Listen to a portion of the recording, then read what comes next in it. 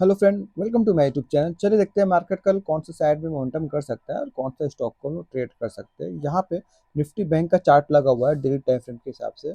हम लोगों ने जैसे एनालिसिस किया था प्रीवियस टाइम पे कि हम लोग ना कंटिन्यूएशन प्लान करने वाले हैं। हम लोग को एक बाइंग साइड में ट्रेड मिलना चाहिए जो कि फॉलो थ्रू मिले, प्राइस कंटिन्यू एक और ग्रीन कैंडल बने, ऐसा एक्सेप्टेशन था ताकि हम लोग कंटिन्यूएशन में प्लान कर पाए।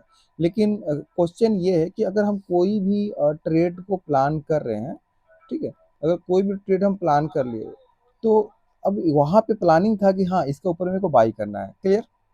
तो कहने का मतलब मार्केट को उसके ऊपर जाना चाहिए। अगर मार्केट जा रहा है तो हम बाई करेंगे, अगर नहीं जा रहा तो हम बाई नहीं कर सकते। एग्जांपल, यहाँ पे पहला कैंडल ही नेगेटिव बन गया, पहला 5 मिनट का कैंडल देखेंगे, मार्केट ओपन हुआ गैप अप और ये नीचे रेंज के अंदर में आ गया। इसका मतलब हम लोग अभी बाई नहीं कर सकते, हम लोग वेट करेंगे कि जब प्राइस इसके आसपास में आता है, इसके ऊपर ब्रेकआउट करता है, तो हम लोग ट्रेड में प्लान कर सकते हैं। ओके, उसके बाद से देखेंगे मार्केट पहला कैंडल का हाई के पास आया, बहुत देर के बाद इसको क्रॉस ही नहीं कर पा रहा, तो इस केस में हम लोगों का एंट्री होता नहीं। देखिए, ट्रेडिंग में सबसे ज़्यादा इंपॉर्टेंट होता है ना ट्रेड को प्लान कर लेना, और ट्रेड प्लान हो गया एक बार तो उसको एग्जीक्यूट करना। ट्रेड में हम लोग का प्लानिंग था कि इसके ऊपर बाई करना है, प्लान था, एग्जीक्यूट का मौका नहीं मिला, हम लोग एग्जीक्यूट नहीं किया, पूरा दिन देखेंगे साइडवेज रहा, ठीक है। तो अभी नेक्स्ट हम लोग को जो ट्रेड करना है उसका बारे में थोड़ा सा हम लोग वीकली पहले एनालिसिस करेंगे। आप लोगों को याद होगा जब यहाँ पे हम लोगों ने वीकली एनालिसिस किया था, इस दो कैंडल के बाद ही मैंने बताया था यहाँ से बाइंग आना स्टार्ट हो जाएगा, क्योंकि यहाँ पे कहीं ना कहीं ये बुलिश साइन दिखा रहा, प्लस यहाँ पे 50,000 का राउंड लेवल है जिसको प्राइस ब्रेक डाउन नहीं कर पा रहा, जिसकी वजह से प्राइस यहाँ पे सपोर्ट लेना स्टार्ट कर चुका था। अभी जहाँ पे प्राइस क्लोज किया है, बहुत ही स्ट्रॉन्ग ग्रीन कैंडल क्लोज किया वीकली टाइम फ्रेम पे, प्लस जहाँ पे ये ट्रेंड लाइन चल रहा है ऑलमोस्ट इस ट्रेंड लाइन का ऊपर निकल चुका है प्राइस। अगर हम छोटे टाइम पे जाके देखेंगे, दिख रहा है ये कहीं ना कहीं बुलिश पैटर्न है। आप लोगों को थोड़ा सा समझना चाहिए कि ये जो पैटर्न है ये कहीं ना कहीं बुलिश पैटर्न है, चांसेस हाई हम लोगों को प्राइस नया हाई देखने को मिले, पहला चीज।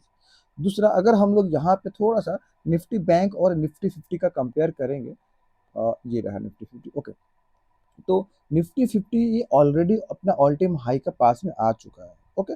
तो यहाँ पे ये मूव करेगा, नो डाउट, ऐसा नहीं है कि मूव नहीं करेगा, लेकिन ये ऑलरेडी निफ्टी 50 अपना हाई का ऊपर निकल चुका है, यहाँ भी ट्रेड बनेगा। लेकिन मेरा प्रेफर रहेगा कि अगर ये बाइंग साइड में ट्रेड देता है तो हम लोग ट्रेड निफ्टी बैंक में करेंगे, ताकि इसका जो स्पेस है बहुत बड़ा स्पेस है, ये हाई तक पहुँच सकता है एक ही कैंडल में।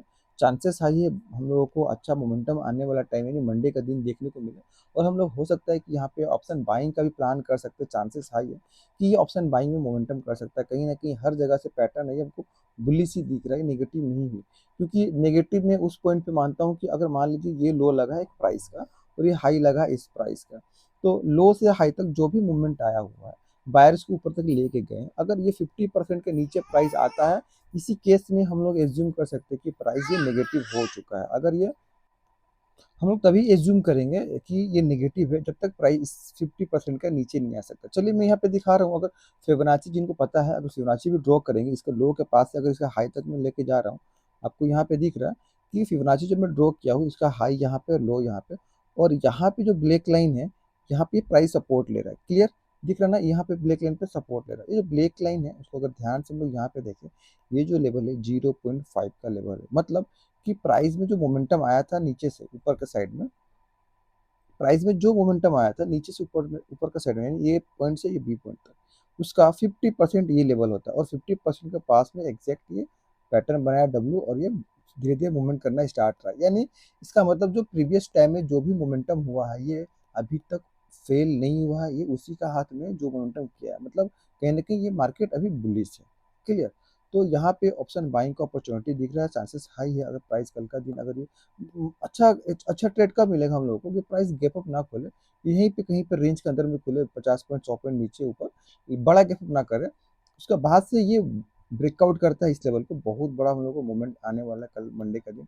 चांसेस हाई हम लोग को एक ट्रेड मिल सकता है बाइंग साइड में। इसका जो लेवल निकल के आ रहा है आपका 52,000 राउंड लेवल मान के चलेंगे, 52,000 के ऊपर अगर प्राइस ये निकलता है, चांसेस हाई है 700-800 पॉइंट या 1000 पॉइंट भी मूव कर सकता है मंडे वाला दिन। डायरेक्शनल प्लान करेंगे, ऑप्शन बाइंग करके थोड़ा सा होल्ड भी कर सकते हैं लोग। अगर मार्केट गैप डाउन खुल रहा है, इस केस में इग्नोर कर देंगे। अगर प्राइस मान लीजिए इन केस यहाँ बीच में खुल जा रहा है, तो इस केस में ना ट्रेड को पूरा अवॉइड कर देंगे, निफ्टी बैंक में कोई ट्रेड नहीं करेंगे। हो सकता है मार्केट साइडवेज और वोलेटिलिटी दिखाए, कोई मोमेंटम हमको नहीं आ सकता है। निफ्टी 50 को देखेंगे, जैसे मैंने डिस्कशन किया कि ये ऑल टाइम हाई का ऊपर गया हुआ है, और ये जैसे मैं यहाँ भी दिखा रहा हूँ, अगर देखा जाए ना एक्चुअल में प्राइस कैसे होता है, आप ध्यान से अगर देखोगे कि मार्केट एक मूवमेंट किया, मूवमेंट हुआ यहाँ से यहाँ तक, उसका ये 30% भी रिट्रेसमेंट होगा, ये 20%, उसका बाद से फिर ये प्राइस ऊपर का साइड में हाई लगा, और ये जो पुल किया ये ऑलमोस्ट 50% के आसपास में है। जब भी प्राइस अगर नीचे के साइड में गिरता है एक मोमेंटम के बाद से, और 50% के पास सपोर्ट ले लेता है, तो ये कहीं ना कहीं बुलिश ही रहता है। और इसके हिसाब से आपको दिख रहा है कि ये अपना ऑल टाइम हाई के ऊपर निकल चुका है, और यहाँ पे एक पोस्ट कैंडल बना है, ये बहुत ही स्ट्रॉन्ग कैंडल होता है। आपको जो ग्रीन कैंडल के बाद में जो लास्ट कैंडल दिख रहा है, जो लास्ट कैंडल बना है, यानी कल का दिन, फ्राइडे का दिन, ये छोटा सा रेड कैंडल, ये बहुत ही स्ट्रॉन्ग कैंडल होता है। इसको पोस्ट कैंडल में बोलता हूँ जनरली। जब भी ये बनता है एक मोमेंटम का बाद, उसका बाद ये हाई क्रॉस करता है, तो बड़ा मूव एक आता है। तो इस पर हम लोग नज़र रख सकते हैं, इसमें भी बाइंग साइड में। तो इसका जो लेवल निकल के आ रहा है, जिस सिंपल इसका हाई क्रॉस करता है जिस भी पॉइंट पे, हम लोग वहाँ पे ट्रेड प्लान करेंगे। एग्जांपल इसका हाई जो है 25,433, तो यहाँ पे 25,444 मान के चलिए, 25,444, 444 के ऊपर ही निकलता है, तो ये अपसाइड में बहुत बढ़िया मूवमेंट हमको कर सकता है।